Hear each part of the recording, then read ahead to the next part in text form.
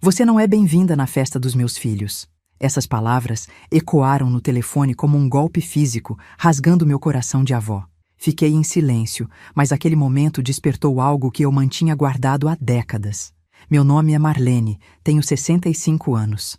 E esta é a história de como um documento antigo fez uma festa de aniversário terminar em segundos. E ensinou à minha nora uma lição que ela jamais vai esquecer. Era quinta-feira, 3 horas da tarde.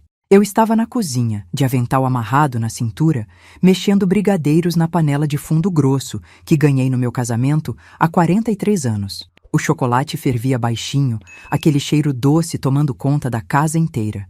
Tinha separado as forminhas de papel colorido, comprado granulado importado, daqueles caros. Tudo para o aniversário do Miguel, meu neto mais velho, que faria 7 anos no sábado.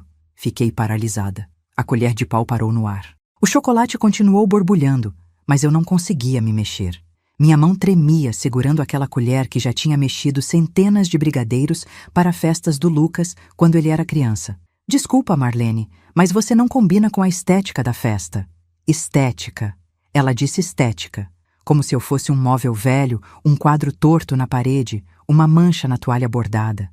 Senti meu estômago revirar, não pelo cheiro do chocolate, mas pela acidez daquelas palavras. Vou contratar um fotógrafo profissional, sabe como é. Preciso que tudo seja perfeito para o Instagram. As cores, a decoração, as pessoas. Você entende, né? É pelo bem da família, pela imagem que a gente constrói. Pela imagem. Não pelos meus netos. Não pelo amor. Pela maldita imagem nas redes sociais dela. Ouvi a respiração dela do outro lado, esperando que eu concordasse, que eu engolisse aquilo como tinha engolido tantas outras coisas nos últimos anos. As indiretas sobre minha roupa ser simples demais. Os comentários sobre meu cabelo grisalho ser desleixado. A forma como ela virava o rosto quando eu chegava nos almoços de domingo, como se minha presença constrangesse. Você entende, Marlene? Sei que pode parecer duro, mas é melhor ser honesta, não é? Honesta. Ela chamou aquilo de honestidade. Não gritei. Minha voz saiu baixa, controlada, fria como nunca tinha saído na minha vida. Entendo perfeitamente, Patrícia. E desliguei. Desliguei o telefone. Desliguei o fogo. Fiquei ali parada, olhando para aquela panela de brigadeiros que nunca seriam comidos pelo meu neto. O vapor subia devagar, embaçando meus óculos. Ou eram lágrimas. Não sei. Tirei o avental com mãos trêmulas e sentei na cadeira da cozinha. Aquela mesma cadeira onde amamentei o Lucas de madrugada quando ele era bebê e chorava de cólica. 37 anos. Foi o tempo que levei para construir uma vida depois que meu marido morreu. Lucas tinha 5 anos quando o pai dele sofreu o infarto. Eu tinha 28, era auxiliar administrativa na prefeitura. Ganhava um salário mixuruca. Lembro do velório, do caixão fechado, do Lucas me perguntando quando o papai ia acordar. Lembro de voltar para casa naquela noite e olhar para as contas espalhadas na mesa da cozinha. Aluguel atrasado, carnê do mercado, mensalidade da escola. Poderia ter desistido, poderia ter voltado para a casa da minha mãe, no interior, e vivido de favor. Mas não. Peguei um segundo emprego de madrugada, limpando escritórios no centro da cidade. Saía de casa às 5 da manhã. Deixava o Lucas com a dona Mercês, minha vizinha. Trabalhava até meio-dia na prefeitura. Almoçava correndo e das 2 às 6 limpava consultórios médicos. Chegava em casa às 7 da noite, morta de cansada, mas sempre com um sorriso para o meu filho. Foram 12 anos assim.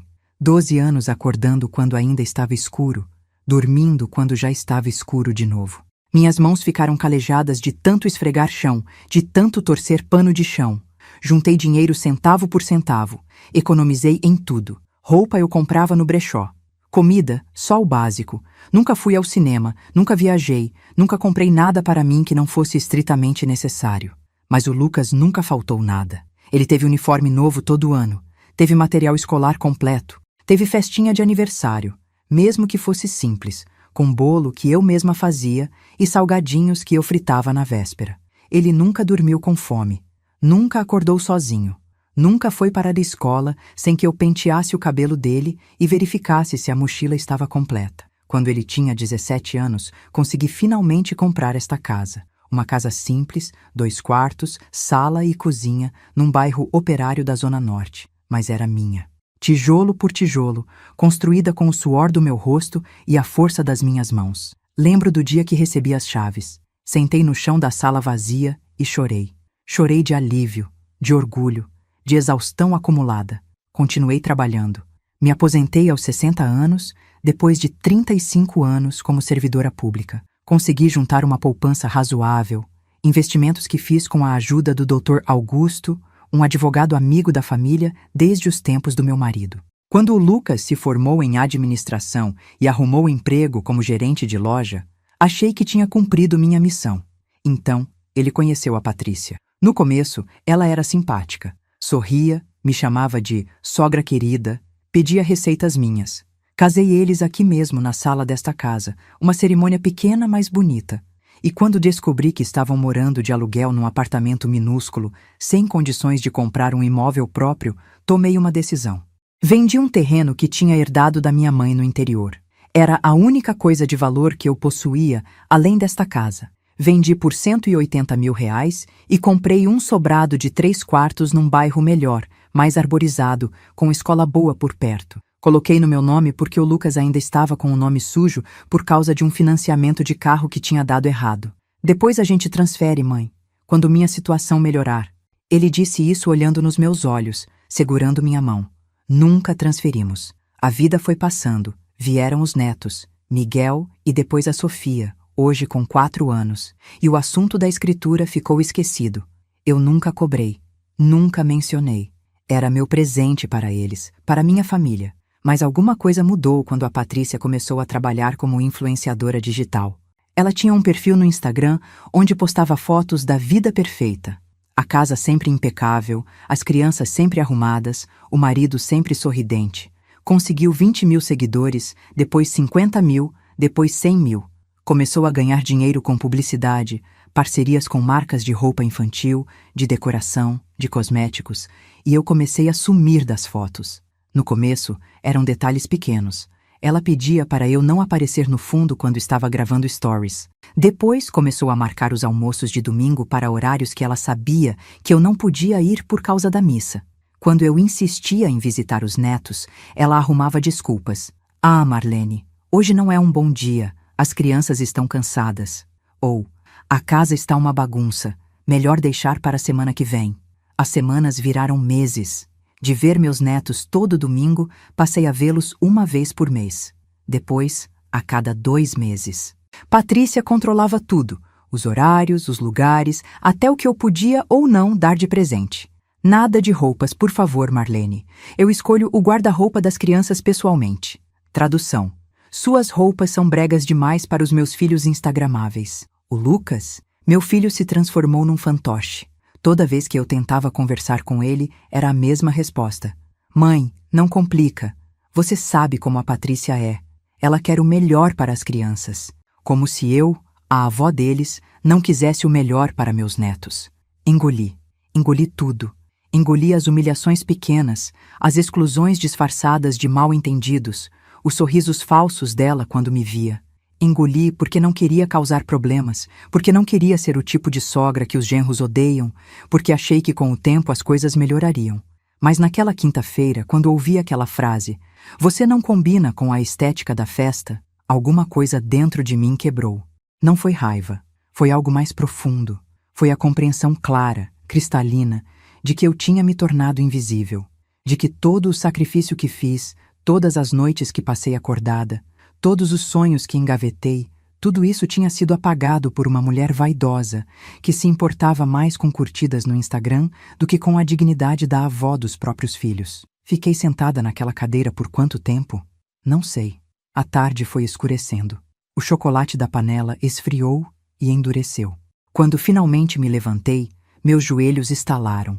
Fui até o banheiro, lavei o rosto com água fria, olhei para mim mesma no espelho. Vi uma mulher de 65 anos, cabelos grisalhos, com raiz branca aparecendo porque fazia meses que não ia ao salão.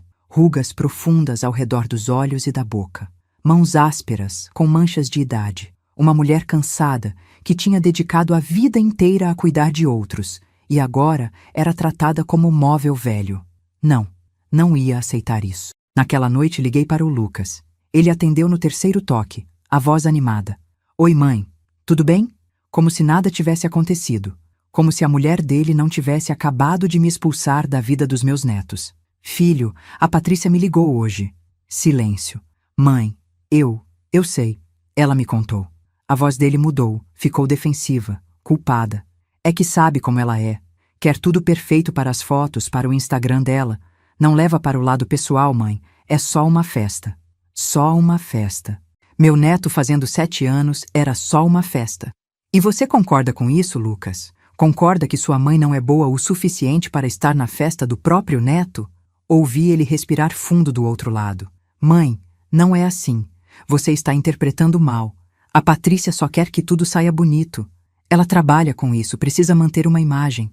Você entende, né? Entender. Todo mundo me pedia para entender. Eu entendo, filho. Entendo perfeitamente.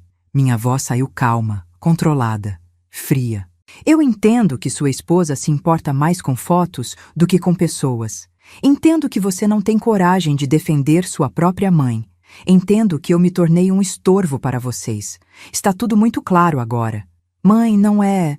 Ele tentou interromper, mas eu continuei. Tudo bem, Lucas. Eu não vou à festa. Pode dizer para a Patrícia que ela não precisa se preocupar.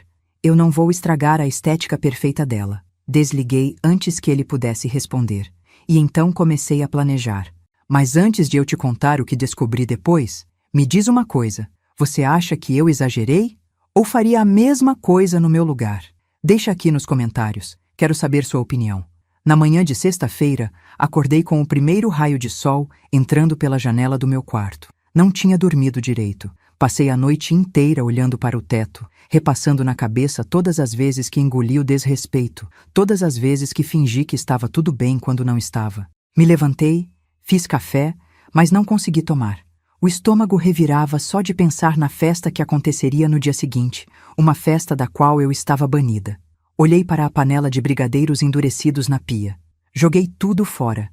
Então, tomei uma decisão. Se eu não era boa o suficiente para estar presente, eu ia me fazer presente de outra forma. Fui até o meu quarto, abri o guarda-roupa antigo de madeira que pertenceu à minha mãe e puxei a gaveta de baixo, aquela que range e precisa de força para abrir. Lá no fundo, embaixo de cobertores velhos e álbuns de fotografia, estava uma pasta de couro marrom, gasta nas quinas, com um elástico segurando. Peguei a pasta com as 2 mãos, como se estivesse segurando algo sagrado, e voltei para a cozinha. Sentei à mesa, desatei o elástico, abri a pasta. Lá estavam todos os documentos importantes da minha vida. Minha certidão de nascimento, meu diploma, minha carteira de trabalho, o atestado de óbito do meu marido.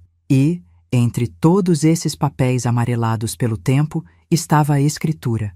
Peguei o documento com cuidado. Escritura Pública de Compra e Venda. Data: 15 de março de 2010. Comprador: Marlene da Silva Santos. Imóvel: casa residencial situada na Rua das Acácias, número 342. Valor: R$ 180 mil, pagos à vista. Passei os dedos sobre as letras impressas. Esta casa, onde meu filho morava com a mulher e os filhos, onde eles faziam as festas perfeitas para o Instagram, onde a Patrícia gravava seus stories de vida impecável, nunca tinha deixado de ser minha.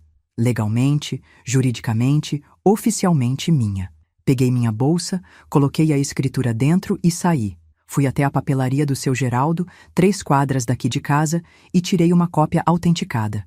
Depois passei na loja de presentes da Dona Sônia e comprei a caixa mais bonita que encontrei. Grande, forrada de cetim vermelho, com um laço dourado imenso em cima. Voltei para casa e preparei meu presente de aniversário para o Miguel. Coloquei a cópia da escritura dentro de um envelope branco. Escrevi na frente, com minha letra cursiva e caprichada: para Miguel, no seu 7º aniversário. Com todo o amor da vovó Marlene. Dentro do envelope, junto com a escritura, coloquei uma carta. Peguei meu papel de carta azul claro, aquele que uso para ocasiões especiais, e escrevi: querido Miguel, hoje você completa 7 anos. Um menino grande, inteligente, cheio de vida. Seu avô, que infelizmente você nunca conheceu, Ficaria tão orgulhoso de você. Eu queria estar aí na sua festa, cantando parabéns, vendo você soprar as velhinhas. Mas sua mãe decidiu que a vovó não combina com a estética da festa. Não se preocupe, meu amor. Você não precisa entender isso agora. Um dia, quando for mais velho, vai entender muitas coisas. Este é meu presente para você, a escritura da casa onde você mora. Guarde bem este papel. Ele mostra que às vezes as coisas não são o que parecem. Com todo o amor do mundo, Vovó Marlene. Dobrei a carta, coloquei no envelope junto com a escritura, lacrei tudo e coloquei dentro da caixa bonita. Fechei com fita adesiva bem fechada para ninguém conseguir abrir sem rasgar. Então, liguei para a Dona Mercedes, minha vizinha de 30 anos, a mulher que cuidou do Lucas quando ele era pequeno e eu trabalhava de madrugada. Ela atendeu no primeiro toque. Marlene, tudo bem, querida? Mercedes, preciso de um favor. Expliquei tudo para ela. A exclusão da festa, a humilhação, meu plano. Ela ouviu em silêncio e, quando terminei, suspirou fundo. Marlene, você tem certeza? Isso vai causar um terremoto. Eu sei, Mercê, mas não posso continuar sendo tratada como se eu não existisse. Preciso que eles saibam que dignidade não se negocia. Ela concordou em me ajudar. No sábado, às 3 da tarde, horário que eu sabia que a festa estaria no auge, com todos os convidados presentes, o fotógrafo trabalhando, Dona Mercedes tocou a campainha da casa do Lucas, e eu fiquei aqui, sentada na minha sala, tomando café com tranquilidade, esperando. Não precisei esperar muito. 15 minutos depois, meu telefone tocou. Lucas. Atendi. A voz dele estava alterada, quase gritando, com barulho de crianças e música ao fundo. Mãe, o que é isso? Que brincadeira é essa? Tomei um gole de café antes de responder. Qual é o problema, filho? A Patrícia abriu a caixa na frente de todo mundo. Tem uma escritura aqui. A casa está no seu nome? A senhora nunca transferiu a casa para mim? Respirei fundo. Apoiei a xícara de café com cuidado no pires. Está, filho. Sempre esteve. Eu comprei essa casa para vocês 15 anos atrás, mas nunca transferi a propriedade. Você disse que transferiríamos depois. Esse depois nunca chegou. Silêncio do outro lado. Ouvi a voz da Patrícia ao fundo, histérica. Sua mãe é louca. Ela fez isso de propósito. Na frente de todo mundo. O fotógrafo viu, os convidados viram. Minha reputação está arruinada. Reputação. Era sempre sobre a reputação dela. Nunca sobre pessoas. Nunca sobre família. Filho, continuei, mantendo a voz calma. Sua esposa me disse que eu não combinava com a estética da festa do meu próprio neto. Então, achei apropriado lembrá-los de algo importante. Essa estética perfeita que ela tanto preza acontece dentro de uma casa que é minha. Sempre foi. E legalmente, sempre será, a menos que eu decida transferir. Decisão que até este momento não tomei. Mãe, a gente precisa conversar. Isso não vai ficar assim. Concordo plenamente, Lucas. Mas hoje não. Hoje é o aniversário do Miguel. Aproveitem a festa. Ah, e diga para a Patrícia que espero que as fotos fiquem perfeitas para o Instagram dela. Afinal, foi por isso que eu fui excluída, não foi? Desliguei. Minhas mãos tremiam. Não de medo, mas de uma mistura estranha de raiva, tristeza e algo que eu não sentia há muito tempo. Poder. Poder de dizer não. Poder de estabelecer limites. Poder de me defender.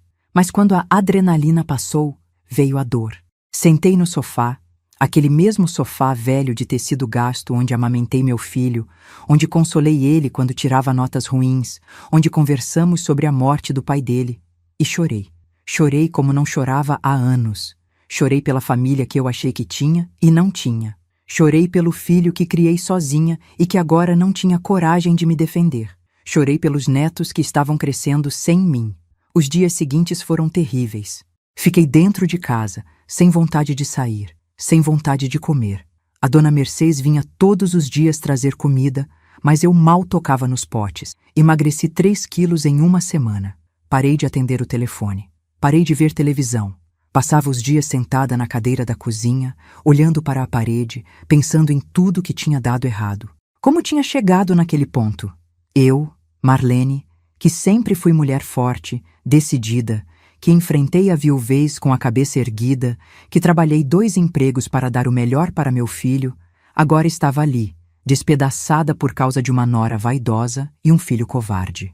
Na segunda semana, acordei num domingo de manhã e me olhei no espelho. Não gostei do que vi. Uma mulher derrotada. Olhos fundos, pele sem vida, ombros caídos. Parecia que tinha envelhecido 10 anos em 15 dias. Não, falei para meu reflexo. Não vou deixar que eles me destruam. Tomei banho, me arrumei e fiz algo que não fazia há meses. Fui ao salão.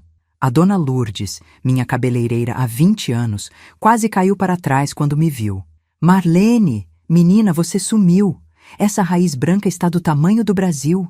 Pedi para ela fazer tudo. Pintura, corte, escova. Enquanto o cheiro forte da tintura tomava conta da minha cabeça, fechei os olhos e respirei fundo. Aquele cheiro químico que muita gente acha ruim, para mim era libertação. Era recomeço. 3 horas depois, saí do salão renovada. Cabelos castanhos brilhando, corte moderno na altura dos ombros. Passei na loja de roupas da Cleide e comprei um conjunto novo, calça social preta e uma blusa de seda branca. Comprei sapatos novos também, um escarpão confortável, mas elegante. Gastei R$ 1.200 naquele dia, dinheiro que poderia ter economizado. Mas não foi gasto, foi investimento. Investimento em mim mesma, na minha autoestima, na minha dignidade. Quando cheguei em casa e me olhei no espelho do quarto, não vi mais a mulher derrotada. Vi Marlene. A Marlene que criou um filho sozinha. A Marlene que trabalhou 35 anos sem faltar um dia. A Marlene dona de 2 casas, com poupança no banco, com dignidade intacta. Comecei a sair. Voltei para a academia da terceira idade que tinha abandonado. Voltei para o grupo de leitura da biblioteca do bairro. Aceitei o convite da Zélia, minha antiga colega de trabalho, para irmos ao teatro. Fui ao cinema sozinha pela primeira vez na vida e descobri que era maravilhoso. Escolher o filme que eu queria ver, comer pipoca sem ter que dividir, não ter que explicar a ninguém o que estava acontecendo na tela. Descobri que eu, sozinha, era companhia suficiente para mim mesma. 1 mês depois daquela festa fatídica, eu estava outra. Tinha emagrecido, mas de forma saudável. Estava fazendo caminhadas toda manhã. Minha pele estava melhor. Meus olhos tinham voltado a brilhar. Eu sorria de novo. Sorria para o seu Manuel, o padeiro. Sorria para a Jurema, do mercadinho. Sorria para mim mesma quando passava em frente ao espelho. Estava vivendo, realmente vivendo. Não mais apenas sobrevivendo entre uma humilhação e outra. Foi então que recebi a mensagem. Era uma terça-feira à noite. Eu estava no sofá, lendo um livro de crônicas que peguei na biblioteca, quando meu celular vibrou. WhatsApp. Número desconhecido. Abri. Era um áudio. Hesitei, quase deletei sem ouvir, mas a curiosidade venceu. Coloquei para tocar. E gelei. Era a voz da Patrícia, mas ela não estava falando comigo. O áudio tinha sido enviado por engano. Era uma conversa dela com alguém, provavelmente a irmã. E o que ouvi fez meu sangue ferver. Beatriz, essa velha está me tirando do sério. Você viu o escândalo que ela fez na festa do Miguel? Na frente de todo mundo. Meus seguidores estão perguntando o que aconteceu. Tive que inventar que foi um mal-entendido, que a sogra está com problemas de memória, essas coisas. Mas não posso deixar assim.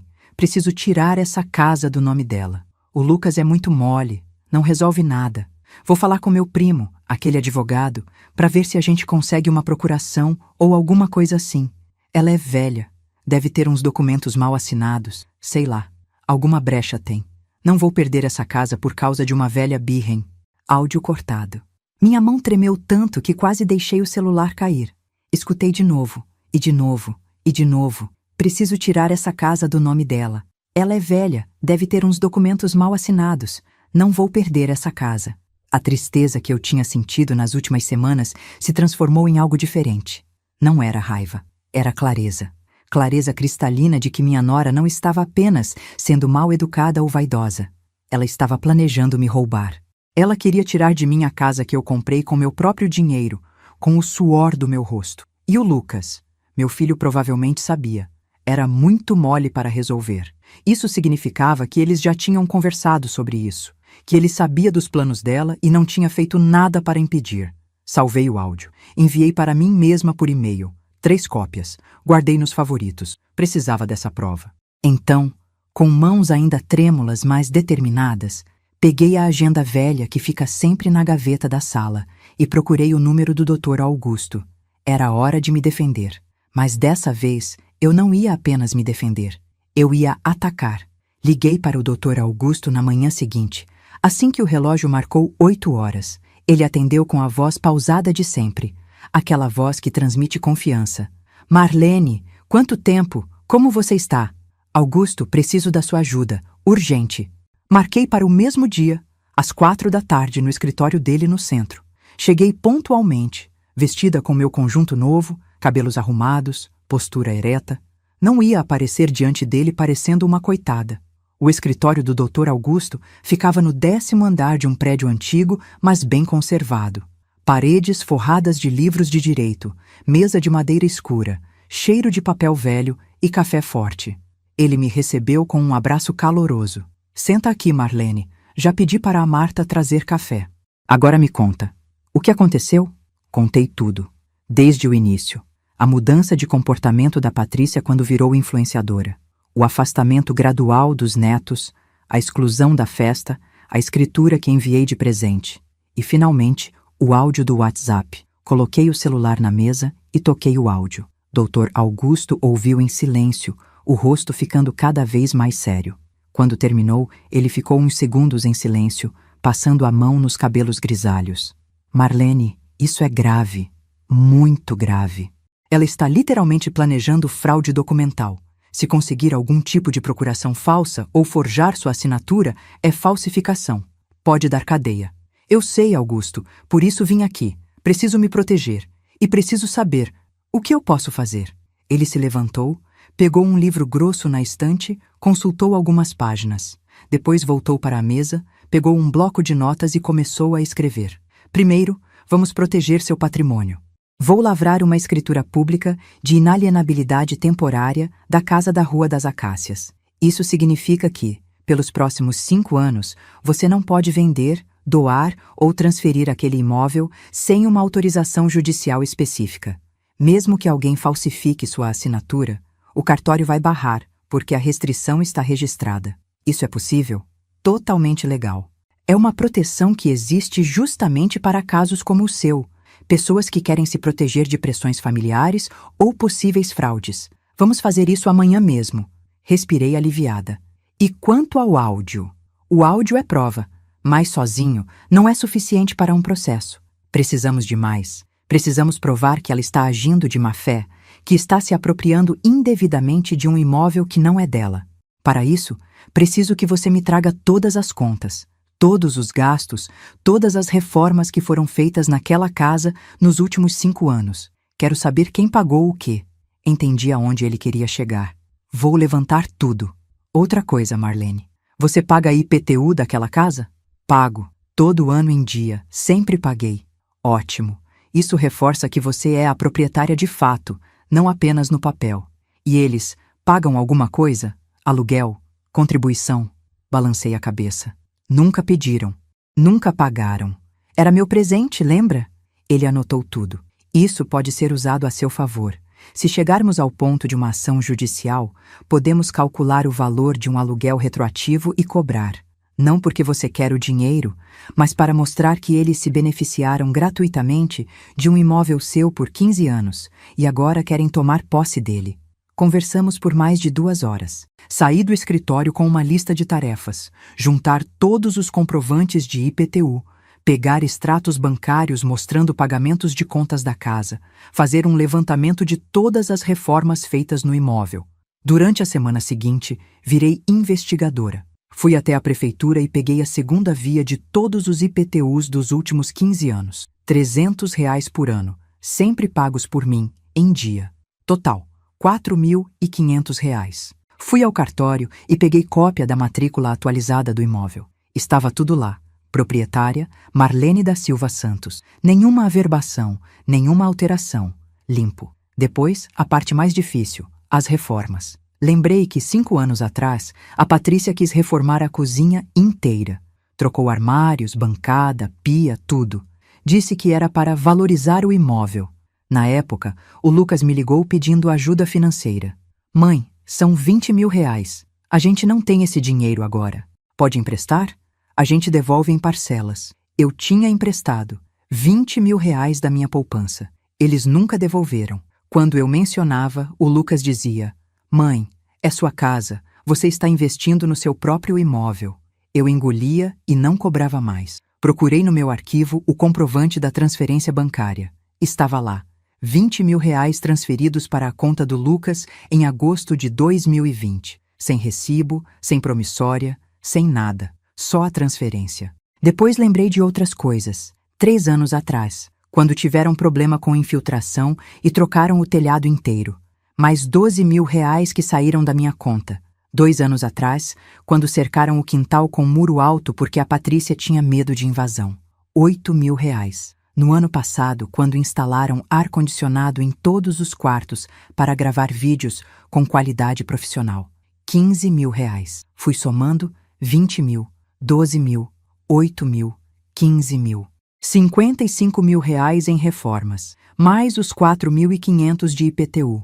Total de R$ 59.500 que eu tinha investido numa casa que já era minha, porque meu filho e minha nora nunca tiveram dinheiro para nada. Voltei ao escritório do Dr. Augusto com uma pasta cheia de documentos. Ele examinou tudo, página por página, fazendo anotações. Marlene, você tem noção do que isso significa? Eles moraram 15 anos num imóvel avaliado em, hoje, aproximadamente R$ 400.000, sem pagar um centavo de aluguel. Um aluguel justo para um imóvel desse porte seria, em média, R$ 2.000 por mês. Em 15 anos, isso dá R$ 360.000. Você tem uma dívida a receber. Senti o sangue subir. R$ 360.000. Nunca tinha pensado por esse ângulo. Mas eu não quero cobrar aluguel retroativo, Augusto. Não era esse o acordo. Eu dei a casa para eles. Eu sei, Marlene, e juridicamente eles podem alegar isso. Mas a questão não é cobrar de fato. A questão é mostrar que eles foram extremamente beneficiados e, ainda assim, querem mais. Querem tomar de você o único bem que você tem em nome deles. Isso se chama ingratidão. E no direito de família, isso pesa. Ele continuou folheando os papéis. Outra coisa. Vou contratar um investigador particular, discreto e experiente. Quero saber tudo sobre as finanças da Patrícia. Ela se diz influenciadora, ganha dinheiro com isso. Quanto? Onde está esse dinheiro? Ela declara no imposto de renda? E o Lucas, como gerente de loja, qual o salário dele? Eles vivem acima das possibilidades? Tem dívidas? Você acha que tem algo errado? Marlene, pessoas que planejam roubar um imóvel geralmente têm problemas financeiros. Ninguém parte para o desespero se está tudo bem. Precisamos descobrir o que está acontecendo nos bastidores. Concordei com tudo. Dr. Augusto me pediu autorização por escrito para contratar o investigador e iniciar uma devassa financeira discreta sobre o Lucas e a Patrícia. Assinei sem hesitar. Voltei para casa mais confiante. Não estava mais sozinha. Tinha um advogado, tinha provas, tinha um plano. Mas uma parte de mim ainda sofria. Era meu filho, meu único filho. O menino que eu embalei, que eu criei, que eu amei mais que tudo na vida. Como tinha chegado àquele ponto? 2 semanas depois, Dr. Augusto me ligou. Marlene, precisa vir aqui. Urgente. O investigador descobriu coisas. Cheguei ao escritório dele no dia seguinte. A porta estava fechada e quando entrei, vi o Dr. Augusto com uma expressão grave. Na mesa, uma pasta preta, grossa, cheia de papéis. Senta, Marlene. O que vou te contar não vai ser fácil. Sentei, o coração acelerado. Ele abriu a pasta e começou a me mostrar documentos. Extratos bancários, notas fiscais, prints de conversas, fotos. Enquanto ele ia explicando, eu sentia o chão desaparecer debaixo dos meus pés. A Patrícia realmente ganhava dinheiro como influenciadora. Cerca de R$ 15.000 por mês com publicidade e parcerias. Mas ela gastava muito mais do que ganhava. Roupas de marca para as crianças, jantar em restaurantes caros, sempre postando nos stories, viagens. Ela tinha levado a família para a Disney no ano anterior, gastou R$ 80.000, tudo parcelado no cartão de crédito. O cartão dela tem uma dívida de R$ 120.000, Marlene. Ela paga apenas o mínimo todo mês. Os juros estão comendo ela viva. Depois tinha o Lucas, salário de R$ 6.000 como gerente. Mas ele tinha financiamentos, carro, escola particular das crianças, plano de saúde. Comprometia praticamente todo o salário. Eles estão na corda bamba, Marlene. Vivem de aparências. A vida perfeita do Instagram é uma mentira. Estão afogados em dívidas. Mas não era só isso. O investigador descobriu que, 3 meses atrás, o Lucas tinha procurado um despachante para tentar transferir a escritura da casa sem o meu consentimento. O despachante, que era sério, recusou. Disse que precisava de uma procuração autenticada minha, com firma reconhecida por autenticidade, e que eu teria que comparecer pessoalmente ao cartório para confirmar. Foi quando o plano deles começou a se formar, Marlene. Como não conseguiram pela via legal, estão tentando pela via, digamos, criativa. Senti náusea. Meu filho tinha tentado me roubar 3 meses atrás. 3 meses! E eu nem sabia. Tem mais, Dr. Augusto continuou, e meu estômago apertou. O investigador descobriu que a Patrícia entrou em contato com um falsificador. Tem prints de conversas no WhatsApp dela. Ela estava pesquisando quanto custaria para falsificar uma procuração. Quanto? Minha voz saiu num grito. Ela não chegou a fazer. Pelo menos não ainda. O falsificador pediu 10 mil reais. Ela disse que não tinha. Mas o fato de ela ter procurado já mostra a intenção. Meu mundo desabou naquele momento. Meu filho, meu próprio filho, estava deixando a mulher dele planejar um ato criminoso contra mim. Contra a própria mãe. Dr. Augusto colocou a mão no meu ombro. Marlene, sei que dói, mas agora você sabe a verdade. E a verdade, por mais dolorosa que seja, te liberta. Agora você pode se proteger de verdade. Ele pegou mais um documento da pasta. Tomei uma providência adicional. Fui ao cartório e registrei uma notificação extrajudicial em nome deles. Lucas e Patrícia foram notificados oficialmente de que você, Marlene da Silva Santos, é a única e legítima proprietária do imóvel da Rua das Acácias e que qualquer tentativa de transferência, venda ou uso do imóvel como garantia em empréstimos sem sua autorização expressa será considerada crime de falsidade ideológica e estelionato, passível de prisão. Eles vão enlouquecer. Exato. E é aí que vem a próxima parte do plano. Vamos esperar a reação deles. Se tentarem algo, caem na armadilha. Se admitirem e pedirem perdão, você decide o que fazer. Mas de qualquer forma, eles vão saber que você não é mais a velha bobinha que aceita tudo calada. Saí do escritório dele com uma mistura de sentimentos. Dor, raiva, decepção, mas também algo novo. Poder. Conhecimento é poder. E agora eu sabia de tudo. Cheguei em casa, fiz um chá de camomila, sentei no sofá e fiquei olhando para o teto. Pensei em todas as noites que passei acordada quando o Lucas era bebê. Pensei em todas as vezes que abri mão dos meus sonhos para realizar os sonhos dele. Pensei em quantas vezes engoli o orgulho, perdoei, relevei, porque era meu filho.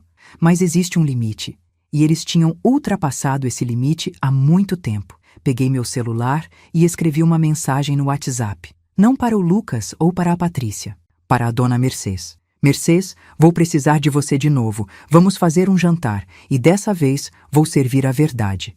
Ela respondeu em segundos. Estarei lá. Conte comigo. Era a hora do confronto. Passei 3 dias planejando cada detalhe. Não ia ser um jantar qualquer. Ia ser o julgamento. E eu seria a juíza. Liguei para o Lucas numa quinta-feira à tarde. Ele atendeu com a voz cautelosa. Mãe? Lucas, preciso falar com você e com a Patrícia. Pessoalmente. É sobre a casa. Silêncio. Depois, a voz dele, nervosa. Sobre a casa? Mãe, olha, eu posso explicar. Não ao telefone. Quero vocês aqui em casa, amanhã à noite, 8 horas. Vou fazer um jantar. Só nós 3. As crianças ficam com alguém. Isso não é conversa para crianças. Ele tentou argumentar, mas eu cortei. 8 horas, Lucas. Se não vierem, vai ser pior. Acredite em mim. Desliguei antes que ele pudesse responder. Passei a sexta inteira preparando. Limpei a casa todinha. Tirei o pó dos móveis, passei pano no chão, lavei as janelas. Coloquei toalha de mesa limpa, a de renda branca que uso só em ocasiões especiais. Preparei a comida. Arroz, feijão, bife acebolado, salada, batata frita. Comida simples, caseira, do jeito que eu sempre fiz para o Lucas a vida inteira. Mas o mais importante estava em cima do aparador da sala. Uma pasta preta, idêntica à do Dr. Augusto. Dentro dela, cópias de todos os documentos que eu tinha reunido, comprovantes de IPTU extratos bancários das reformas, a escritura da casa, o áudio da Patrícia, o relatório do investigador particular com fotos, prints, extratos, tudo. Cada prova da traição deles. Às 7:30 da noite, toquei a campainha da dona Mercedes. Ela abriu a porta já sabendo. É hoje? É hoje, Mercedes. Você fica aqui do lado de ouvido na parede. Se as coisas ficarem muito tensas, se ouvir gritaria demais, você liga para o Dr. Augusto. O telefone dele está anotado aqui. Dei um papel para ela. Marlene, você tem certeza? Isso pode acabar muito mal. Já acabou mal, Mercedes. Hoje eu só vou oficializar. Voltei para casa e esperei. Às 8 em ponto, a campainha tocou. Respirei fundo, alisei a saia e fui abrir. Lucas estava na frente, com camisa social, cabelo penteado, tentando parecer confiante, mas com os olhos nervosos. Atrás dele, Patrícia, de salto alto e vestido justo, maquiagem perfeita, mas o rosto pálido, tenso. Boa noite, eu disse, com a voz mais fria que consegui. Entrem. Eles entraram em silêncio. O clima estava pesado. Você podia cortar a tensão com uma faca. Fechei a porta, tranquei e coloquei a chave no bolso. Patrícia notou. Viu o olhar dela indo da fechadura para mim. Por favor, sentem à mesa. O jantar está pronto. Fomos para a cozinha. A mesa estava posta para 3. Coloquei os pratos, servi a comida. Eles ficaram ali, parados, sem saber o que fazer. Podem comer, eu disse. Afinal, foi por comida como essa que o Lucas cresceu forte e saudável. Comida simples, sem estética de Instagram. Só amor e tempero caseiro. Patrícia engoliu seco. Lucas pegou o garfo com a mão trêmula. Comemos em silêncio por alguns minutos. Eu mastiguei cada garfada devagar, olhando para eles, vendo o desconforto crescer. Patrícia mal tocou na comida. Lucas comeu por obrigação. Quando terminei, limpei a boca no guardanapo, empurrei o prato para o lado e cruzei as mãos em cima da mesa. Vocês receberam a notificação do cartório? Minha voz saiu baixa, controlada. Lucas engasgou. Patrícia ficou branca. Mãe, eu posso explicar. Ele começou. Pode? Pode explicar como tentou transferir a escritura da minha casa sem o meu consentimento? Pode explicar como procurou um despachante 3 meses atrás para fazer isso nas minhas costas? O rosto dele ficou vermelho. Quem te contou isso? Não importa quem me contou. Importa que você fez. Meu próprio filho tentou me roubar. Eu não tentei te roubar. Ele se levantou, alterado. Aquela casa você deu para mim. Você disse que era presente. Eu só queria regularizar. Regularizar sem me avisar? Eu também me levantei e minha voz ecoou pela cozinha. Regularizar é chegar para mim e dizer: Mãe, vamos ao cartório transferir a escritura. Não é ir escondido, sem me falar nada. Patrícia finalmente falou. A voz fina, falsa. Marlene, acho que houve um mal-entendido. O Lucas só queria... Cala a boca. Eu me virei para ela e ela recuou na cadeira. Você não tem moral para falar nada. Nada. Você, que me excluiu do aniversário do meu neto porque eu não combinava com a estética da festa. Você, que me tratou como lixo nos últimos 3 anos. Você que planejou me roubar. Eu nunca... Mentirosa. Peguei meu celular no bolso, coloquei o áudio para tocar em alto volume. A voz dela encheu a cozinha. Preciso tirar essa casa do nome dela. Ela é velha, deve ter uns documentos mal assinados. Não vou perder essa casa por causa de uma velha birrenta. O rosto dela desmontou. Lucas ficou pálido. O áudio terminou, e eu coloquei o celular de volta no bolso. Então, olhei para ela. Ainda vai dizer que nunca planejou me roubar? Ela começou a chorar. Lágrimas de crocodilo, daquelas bem ensaiadas. Marlene, eu estava nervosa. Estava só desabafando, não era sério. Eu jamais... Jamais o quê? Jamais procuraria um falsificador para fazer uma procuração falsa? Porque foi exatamente isso que você fez. Lucas virou para ela, chocado. Patrícia, você fez isso? Ela ficou muda. Eu continuei, implacável. Procurou sim. Perguntou quanto custaria. 10.000 reais. Você não tinha o dinheiro, por isso não foi adiante, mas planejou. E isso já é suficiente. Saí da cozinha. Peguei a pasta preta em cima do aparador e voltei. Joguei a pasta em cima da mesa com força. Os pratos tremeram. Abram. Lucas, com mãos trêmulas, abriu a pasta. Começou a folhear. Os olhos dele iam ficando cada vez mais arregalados a cada página. Isso é... minha defesa, ou melhor, meu ataque. Está tudo aí. 15 anos de IPTU que eu paguei sozinha. 55 mil reais em reformas que eu financiei. Cálculo de 360 mil reais de aluguel que vocês nunca pagaram. Prints das suas conversas, Patrícia. Fotos, extratos bancários mostrando suas dívidas, seus gastos exorbitantes. Relatório completo de investigação particular. Tudo. Cada prova. Patrícia estava soluçando agora, de verdade. Marlene, por favor, eu tenho filhos. Você tem filhos? Minha voz saiu num rugido. Eu também tive filho. Um filho que eu criei sozinha depois que meu marido morreu. Um filho para quem eu dei tudo, tudo. E esse filho cresceu e virou isso. Um covarde que deixa a mulher planejar roubar a própria mãe. Lucas estava com o rosto nas mãos chorando. Mãe, eu sinto muito mesmo. Eu não sabia que a Patrícia tinha ido tão longe. Eu pensei que era só uma ideia, só um desabafo dela. Eu nunca quis te magoar. Mas magoou, Lucas. Magoou tanto que eu passei semanas sem conseguir dormir. Magoou tanto que eu emagreci, adoeci. Chorei sozinha nesta casa vazia. E você sabe o que é pior? O pior não foi a dor, foi a decepção. Foi perceber que o filho que eu criei, o filho para quem eu dei tudo, virou um estranho. Sentei de volta na cadeira, exausta. Mas eu não vou deixar que vocês me destruam. Não vou.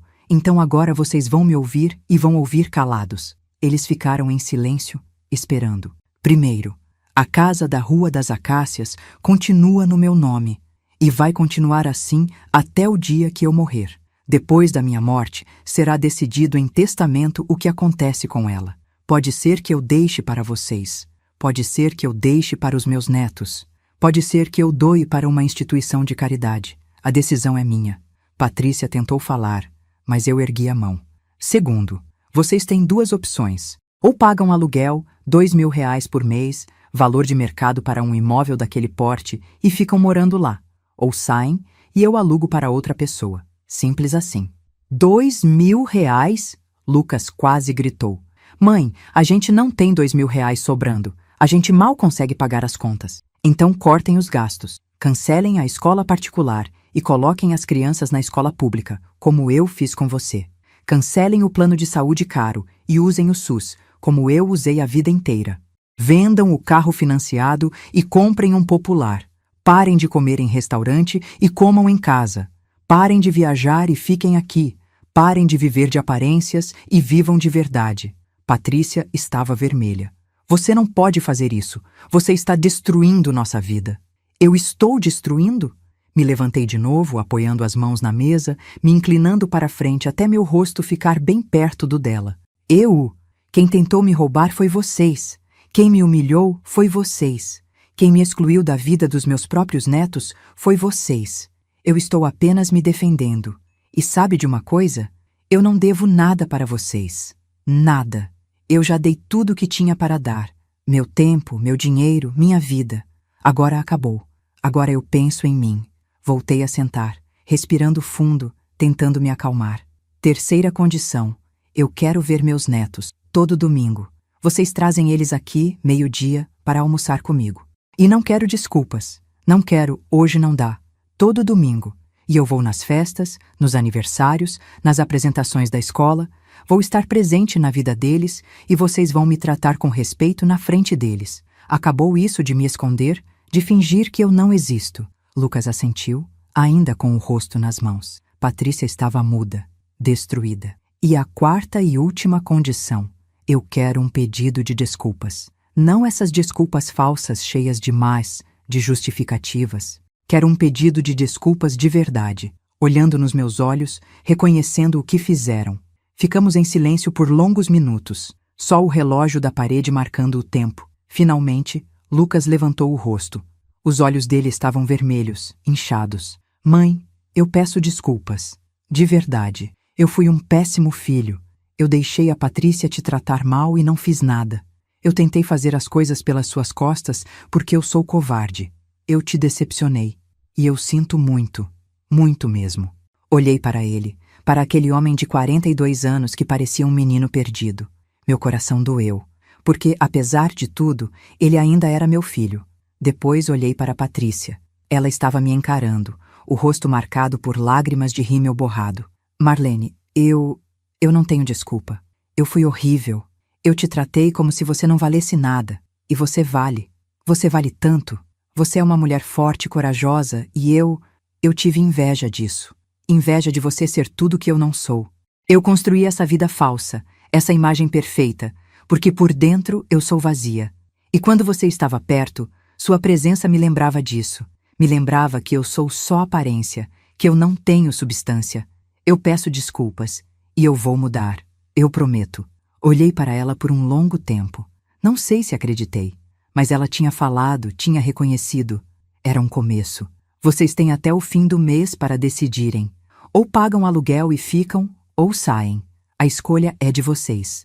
Mas de qualquer forma, as minhas condições estão postas, e não são negociáveis. Me levantei, peguei a pasta de volta e caminhei até a porta da cozinha. Agora podem ir. O jantar acabou. Eles se levantaram cambaleantes, destruídos. Lucas tentou me abraçar na saída, mas eu desviei. Não estava pronta para isso ainda. Quando fechei a porta atrás deles, encostei nela e deslizei até o chão. Chorei. Chorei de alívio, de dor, de exaustão. Chorei porque tinha conseguido. Tinha me defendido. Tinha imposto respeito. Dona Mercedes abriu a porta com a chave reserva que ela tinha e me encontrou ali, no chão, chorando. Sentou do meu lado, me abraçou e ficamos assim, em silêncio, até eu não ter mais lágrimas. Você foi incrível, Marlene. Fui eu, Mercedes. Só isso, fui eu. 3 semanas se passaram. Não tive notícias do Lucas ou da Patrícia. O silêncio era angustiante, mas eu me mantive firme. Disse o que tinha que dizer. Agora era esperar. Até que, numa segunda-feira de manhã, meu telefone tocou. Era o Lucas. Mãe, a gente decidiu. Vamos pagar o aluguel. R$ 2.000 por mês. A gente já cortou alguns gastos. Cancelei o plano de saúde caro, as crianças estão na escola municipal agora, vendemos o carro. Compramos um usado, mais simples. E a Patrícia, ela desativou o Instagram. Fiquei em silêncio, processando. Desativou? Desativou. Ela percebeu que aquilo estava nos destruindo. A busca por aprovação, pelas curtidas, pela vida perfeita. Não era vida, era prisão. E ela estava arrastando a gente junto. Agora ela conseguiu um emprego de verdade. Vai trabalhar como consultora de marketing numa empresa. Salário fixo, sem depender de likes. Respirei fundo. E as crianças? Como estão? Miguel pergunta por você todo dia. Diz que quer ver a vovó. A Sofia também. Ela desenhou um desenho para você. Posso levar? Meu coração apertou. Pode. Domingo, 12h. Estarei esperando.